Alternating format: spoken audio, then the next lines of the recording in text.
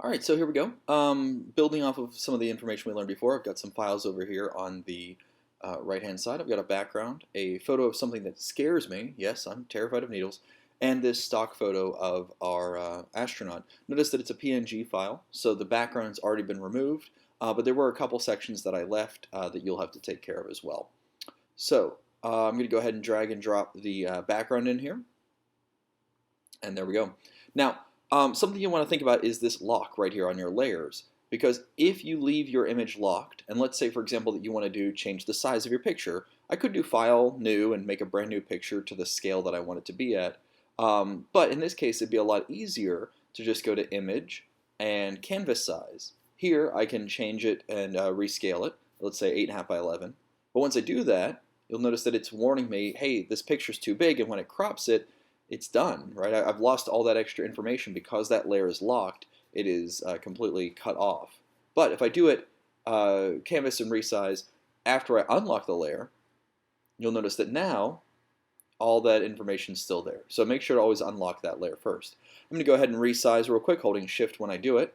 Something like that looks pretty good. Hit Enter, and away I go. All right, so now it's looking pretty good. I'm going to drag and drop my astronaut there.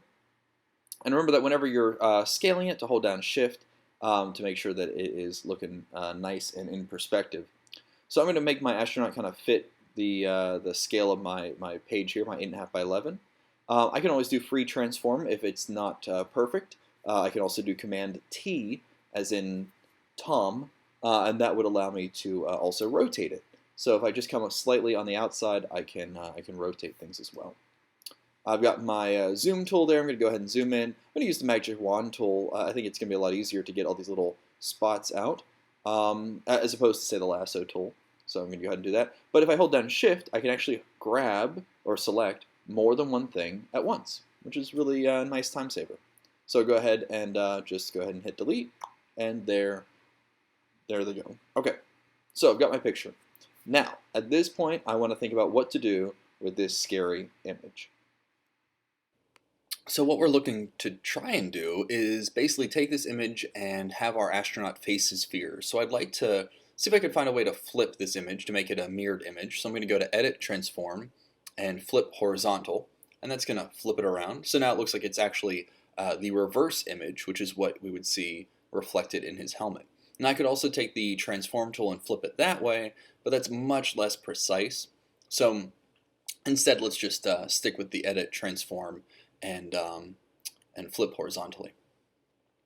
Now what I'm looking to try and do is take this image and warp it so that it's more cylindrical, or I guess more spherical around it. So I could do Filter, Distort, and I could spherize. That seems like it's specially made for exactly what I want to do. It will warp the image, and I can change the amount that I warp it, but personally it never seems to do exactly what I want it to do. It just doesn't give me nearly enough control. So it's a good way to go, but not maybe in this particular case. Instead, I'm going to do Edit, Transform, and this time I'm going to hang out here with the Warp tool. The Warp tool is really going to give me a lot of control. So it gives me this kind of rule of thirds grid over top. I can click and drag, and anywhere that I pinch, inside, outside, on the sides, the edges, those little tiny square nodes around here, I can pinch and bend and basically warp this image to feel more spherical. Once I'm feeling pretty good with it, I'm just going to touch it up a little bit, and I'll hit Enter. That locks it in. Then to make it the size of his mask, I'm going to do Command T again, get it about that same scale there. Just shrink it down, holding Shift to make sure that's perfect. I'll hit Enter. And now it's looking pretty nice, but we want to make it a little bit more transparent. So I'm going to cheat. I'm just going to do Layers. And you'll notice here I've got my layer. I'm going to change my layer's opacity for this image here. So by notching the opacity down, it makes it less opaque, more transparent. And there's my image looking a little bit better. Now, there are other ways to do it. I could do what's called a layer mode, but we're going to save that for another class. I'm going to go do my eraser, make my eraser a little bit bigger and a little bit softer than I'd like here. And what I'm going to end up doing is basically just erasing around the edges of my picture just to give it a little bit of a hazier feel, right? Just a little bit of a hazier feel. I could always go around and adjust the opacity of my brush as well. So what I could do here, similar to how I did the opacity of my layers, up at the top right here, you'll see that I have the opacity that this is of my brush. So what I can do is by notching that down, it's the same brush, same hardness, same scale, but this time it's only removing 45 or 12 or whatever amount. It's only removing that percentage of the image, not 100%. So that gives you a whole lot more control over what you're actually erasing. Much more control, which is the name of the game. Now, we've got the mask, it is warped, it's blended, I've pulled out these little cords here, everything's looking pretty solid and pretty good. But now I've got this little arm patch up top here, and what I want to do is I want to warp and find a way to bend and distort an image to make it fit. So I'm going to go ahead and find a new patch. Could be literally anything, I'm just going to Google patches, because why not? I'm just going to go to Google Images. We haven't really talked about copyright infringement yet. We absolutely will. This is still an introductory course, so go ahead and find an image, and yeah, NASA works. It's a spaceman. I'm going to go ahead and take this one. You can take any little picture that you want to. This is just for practice. Whenever you're in Google and you're searching, you'll notice that there's these little numbers in the bottom left-hand corner. You always want to make sure that you're picking images that are at least 500 by 500 and above. That's just kind of a rule of thumb. The more you have, that bigger the number that is, what it is it's bigger pixels, a more pixel dense image, right? So 700 pixels by 700 pixels. So I'm just going to go ahead and copy this NASA. Don't actually copy that one, copy this one here.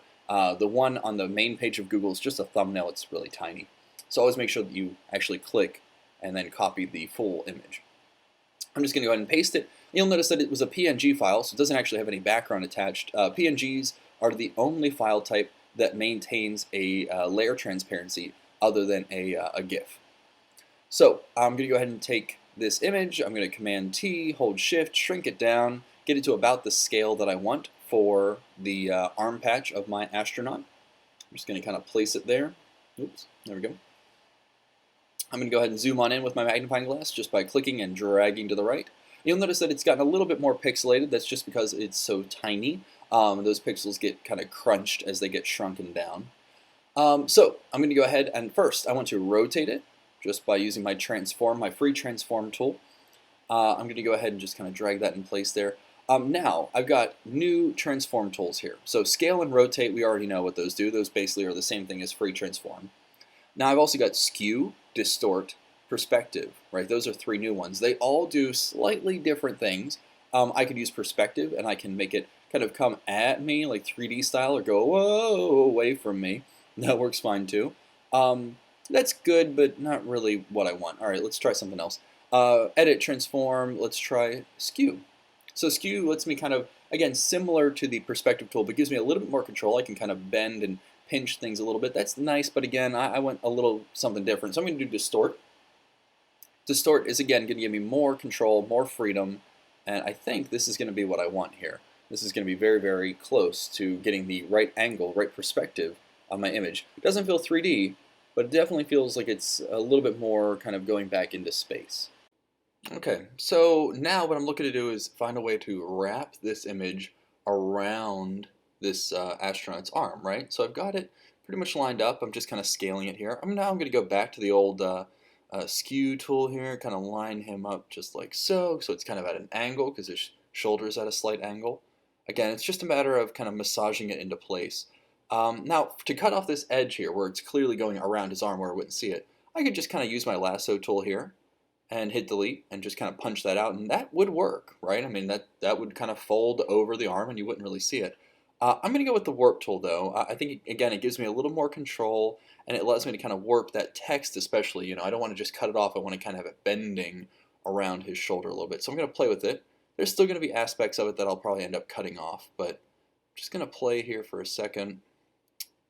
That looks pretty good right there. Now I'll go back, same deal, use my eraser tool, a lot smaller obviously, and I'm going to make it really hard because this patch needs to kind of come off here. I don't need it to be soft because it's not skin or anything, it's just human, or just a patch, a stiff inanimate object. So I'll erase that off, nice and easy, very gently.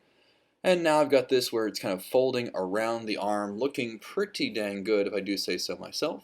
And that should do it for us. So that finishes up our project. If you guys have any questions or anything, talk to me in class. All right, call it a day. Bye.